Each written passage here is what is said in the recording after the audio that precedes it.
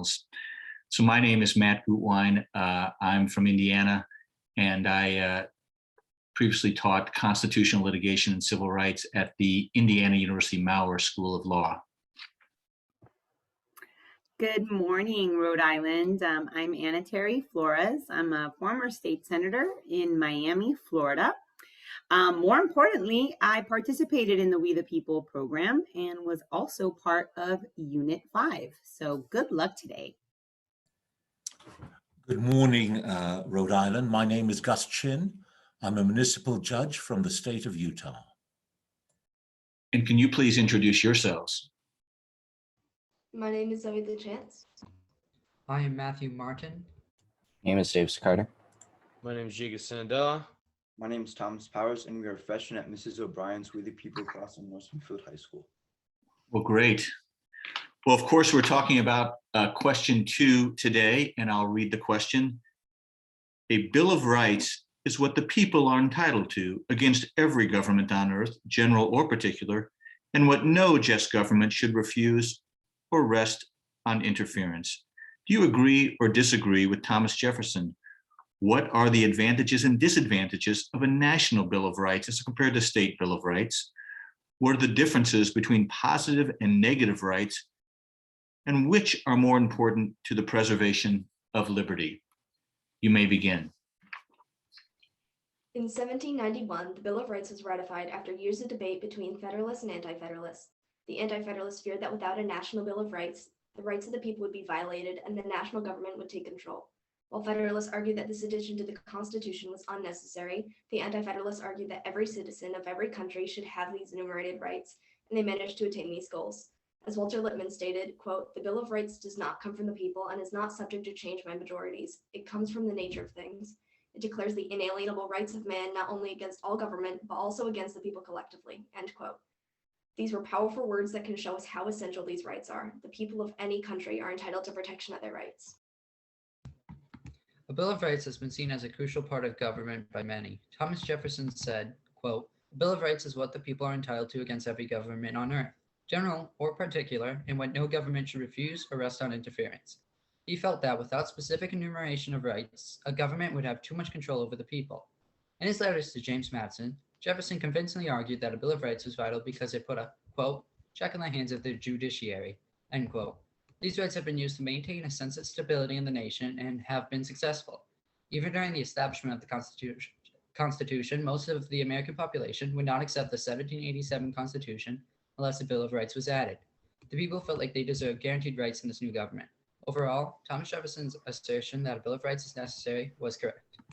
Within both the national and state constitutions, there are bills of rights that grant people rights that many would not consider to be fundamental in every type of government.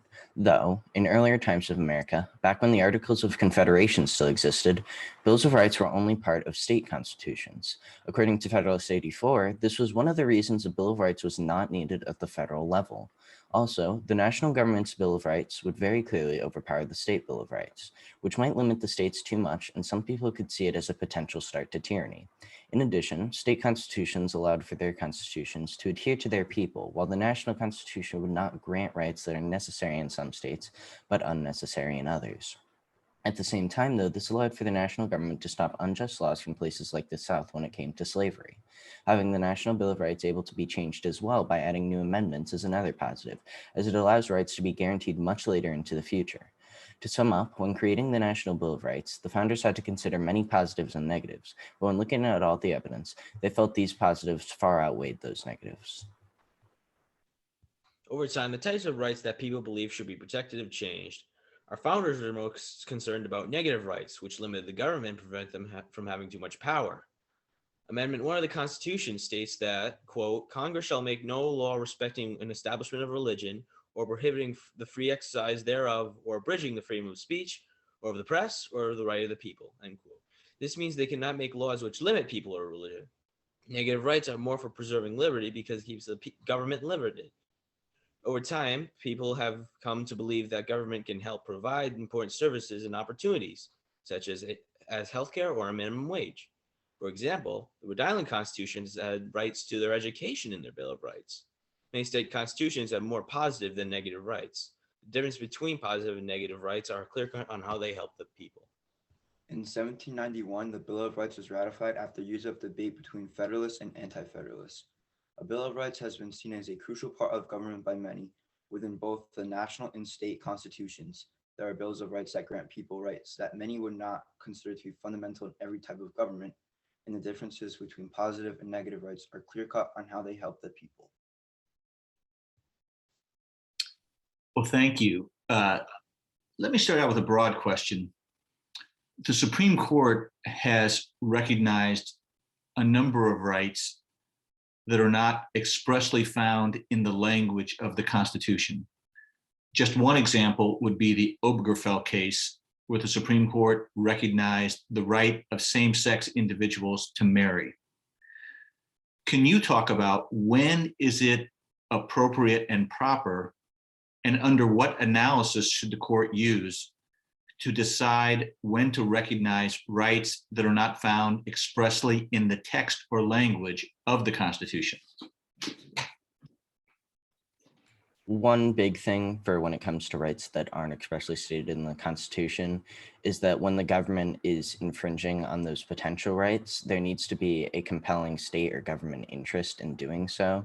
For example, public safety. In the case of having a same-sex marriage, they have no particular reason, unless it was due to their religious beliefs, that they would need to prevent a same-sex marriage. And in that case, that would not be a good separation between church and state, and therefore they would still have a right to the same-sex marriage.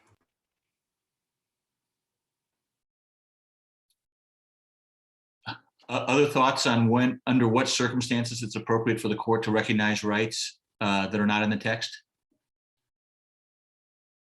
Well, the Constitution was left specifically vague to allow for development throughout the ages. As we evolve as a society, we need different standards to move forward. So that's why we should be allowed to interpret these laws as problems arise. So same-sex marriage was one of them. And in different cases, the right to privacy was also questioned. And then it was found that people do have the right to privacy given in the Fourth Amendment. So as problems arise in the newer society, we're able to use the older text and just develop it to fit the current situations. Thank you. Thank you. So let's take that question and maybe flip it and say, the Bill of Rights grants us or positive or negative. It has a series of positive or negative rights. But are there ever times when the government can place limits on those rights found in the Bill of Rights?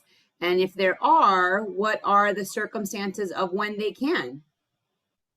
The government can infringe on certain rights found in the Bill of Rights. One example is when Abraham Lincoln suspended the habeas corpus in wartime against Confederate sympathizers. And he did this because without doing such, it could have potentially led to Confederate victory in certain battles, which then would have not been good for the Union itself. So the government in that case had an interest in doing so, and therefore it was a requirement for them to suspend certain rights found in the Bill of Rights. Another example of this would be the internment of Japanese Americans during World War II, when Japan attacked America, and they put them in the camps because they were nervous that they might be a threat to the people. So they suspended their rights to keep the greater good in place, but overall it did not work very well. What do you mean it didn't work very well? Because the government made a mistake when they were doing that, because they thought that they would be a threat and they'd sympathize with the Japanese, but after a while, some Japanese divisions were formed in the American Army, and they were still quite patriotic to America. Thank you. How do you think a court should differentiate between times that there should be, limits, these limits are allowed versus no, these limits are not allowed? How should a court reason that? Well, often they use, is there compelling interest to do this? Is this needed?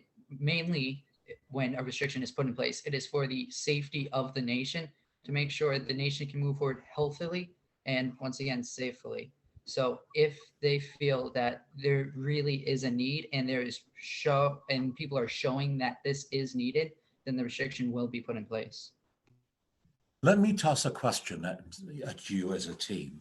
You mentioned the differences between positive and negative rights. Positive rights require government action. So are there any rights you can think of that are not listed in the Bill of Rights that should be included as those positive rights that should be added?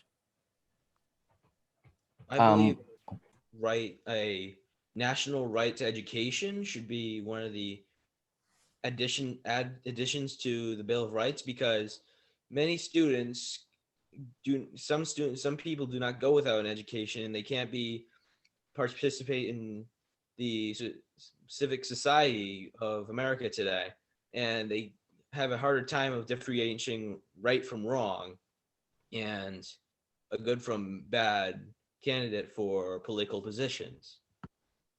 I think another example of a positive right that I believe could be added is marriage. For instance, even during the civil rights movement, interracial marriage was not allowed, and more recent cases, same-sex marriage wasn't allowed. I think that's a big right that needs to be protected, and that could be a positive right.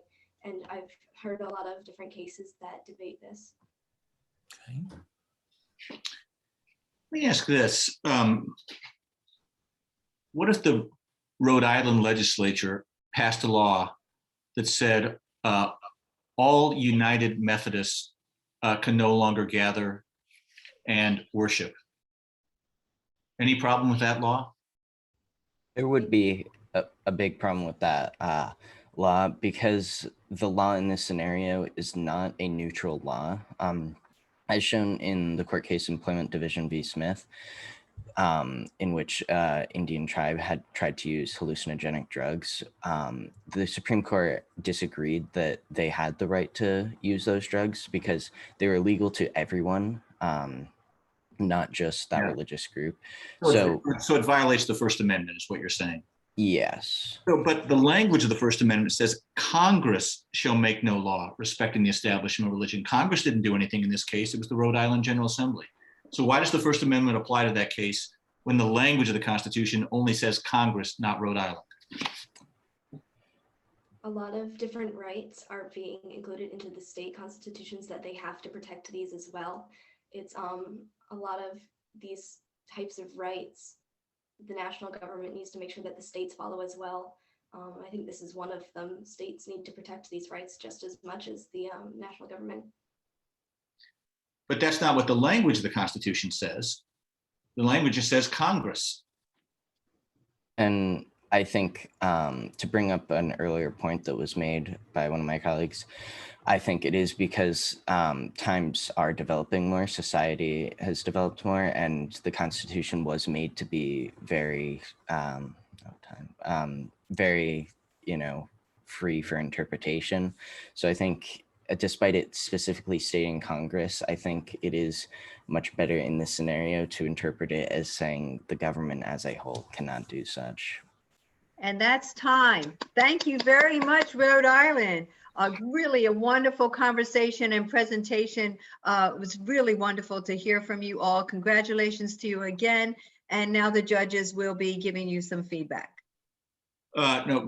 Great job, Rhode Island. I loved your opening statement. Clearly setting up this intellectual debate between the Federalists and the Anti-Federalists. You were very clear about that. I loved your discussion of positive and negative rights. Great quotes from Madison and Jefferson, and then a terrific job in answering our questions.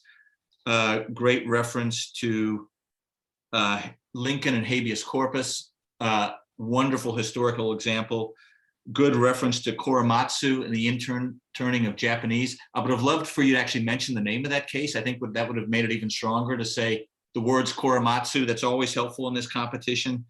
I thought your reference to national right of education, marriage were great. So all in all, an absolutely terrific job. Really enjoyed the conversation. I know your teacher is proud of you. I see you're smiling. And so great work.